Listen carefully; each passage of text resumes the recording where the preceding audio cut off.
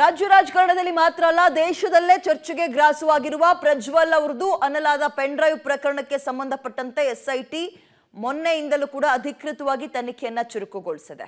ಮೊನ್ನೆ ಪ್ರಜ್ವಲ್ ರೇವಣ್ಣ ಮತ್ತು ರೇವಣ್ಣ ಇಬ್ಬರಿಗೂ ನೋಟಿಸ್ ಅನ್ನು ಕೂಡ ಕಳಿಸಲಾಗಿದೆ. ಇವತ್ತು ಸ್ಪಾಟ್ ಮಹಜರಿಗೆ ಸಂತ್ರಸ್ತೆಯನ್ನ ಕರ್ಕೊಂಡು ಹೋಗ್ತಾರೆ ಅನ್ನೋ ಮಾಹಿತಿ ಇದೆ. ಇದರ ನಡುವೆ ಎಸ್ಐಟಿ ಅಧಿಕಾರಿಗಳಿಗೆ ಹೊಸ ಚಾಲೆಂಜಸ್ಗಳು ಎದುರಾಗ್ತದೆ. ಏನು ಹಾಗಾದ್ರೆ ನೋಡ್ತಾ ಹೋಗೋಣ. ತನಿಖಾ ತಂಡದ ಮುಂದೆ ಸಂತ್ರಸ್ತೆಯರು ಕಣ್ಣೀರು. ಹೆಸರು ಬಹಿರಂಗಗೊಂಡ್ರೆ ಆತ್ಮಹತ್ಯೆಯ ಬೆದರಿಕೆ.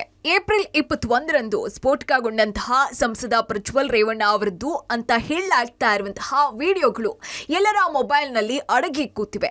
ಹಲವಾರು ಮಹಿಳೆಯರ ಅಶ್ಲೀಲ ವಿಡಿಯೋ ಎಲ್ಲೆಡೆ ಹರಿದಾಡ್ತಾ ಇದೆ. ಇಲ್ಲಿ ತನಕ ಓರ್ವ ಸಂತ್ರಸ್ತೆ ಮಾತ್ರ ದೂರನ್ನ ಕೊಟ್ಟಿದ್ದಾರೆ. ಕಳೆದ 2 ದಿನಗಳಿಂದ ಬೆಂಗಳೂರಿನಲ್ಲಿ ಅವರ ಹೇಳಿಕೆಯನ್ನ ಪಡ್ಕೊಳ್ಳಲಾಗ್ತಾ ಇದೆ. ಹೇಳಿಕೆಯನ್ನ ವಿಡಿಯೋ ರೆಕಾರ್ಡ್ ಮಾಡಿಕೊಂಡಿರುವಂತಹ ಎಸ್ಐಟಿ ಅಧಿಕಾರಿಗಳು ಯಾವ ಕ್ಷಣದಲ್ಲಾದ್ರೂ ಸಂತ್ರಸ್ತೆಯನ್ನ ಕರ್ಕೊಂಡು ಬಂದು ಸ್ಥಳ ಮಹಜರು ಮಾಡ್ತಾರೆ.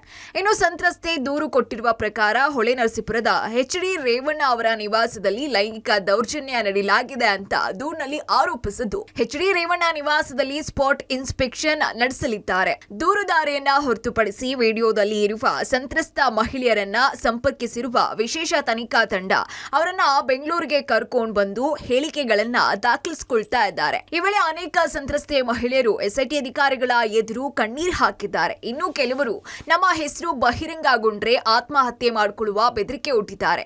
ಇದು ವಿಶೇಷ ತನಿಖಾ ತಂಡಕ್ಕೆ ದೊಡ್ಡ ತಲೆನೋವಾಗಿದೆ. ಇದಲ್ಲದೆ ವಿಡಿಯೋದಲ್ಲಿರುವಂತಹ ಹಲವು ಸಂತ್ರಸ್ತೆಯರು ತನಿಖೆಗೆ ಹೆದರಿ ತಲೆಮರೆಸಿಕೊಂಡಿದ್ದಾರೆ ಅಂತ ಹೇಳಲಾಗ್ತಿದೆ. ಹೀಗಾಗಿ ಎಸ್ಐಟಿ ತಂಡ ಹಲವರನ್ನ ಸಂಪರ್ಕ ಮಾಡೋದಕ್ಕೆ ಸಾಧ್ಯವಾಗ್ತಾ ಇಲ್ಲ. ಇದೆಲ್ಲವನ್ನು ಒಳಗೊಂಡು ತನಿಖೆಯನ್ನ ಚುರುಕುಗೊಳಿಸಲಾಗ್ತಾ ಇದೆ. ಆದ್ರೆ ಇಲ್ಲಿ ತನಕ ಓರ್ವ ಸಂತ್ರಸ್ತೆ ಮಾತ್ರ ದೂರನ್ನ ಕೊಟ್ಟಿದ್ದಾರೆ. ಒಟ್ನಲ್ಲಿ ಇಡೀ ರಾಜ್ಯದಲ್ಲಿ ಅಲ್ಲೂಲ ಕಲ್ಲೂಲ ಎಬ್ಸಿರುವಂತಹ ಸಂಸದ ಪ್ರಜ್ವಲ್ ರೇವಣ್ಣ ಅವರ ಅಶ್ಲೀಲ ವಿಡಿಯೋ ಪ್ರಕರಣ ಸಂತ್ರಸ್ತ ಮಹಿಳೆಯರಿಗೆ ಸಂಕಷ್ಟ ತಂದೊಡ್ಡಿದ್ರೆ ವಿಶೇಷ ತನಿಖಾ ತಂಡಕ್ಕೆ ಹಲವು ಸಮಸ್ಯೆ ಎದುರಾಗಿದ್ದು ತನಿಖೆ ಪೂರ್ಣಗೊಂಡ ನಂತರವೇ ಅಸಲಿ ಎತ್ತು ಬಯಲಾಗಬೇಕಾಗಿದೆ. ಕ್ಯಾಮರಾ ಪರ್ಸನ್ ನಾಗರಾಜ್ ಜೊತೆ Shashidhar BC public TV Hassan.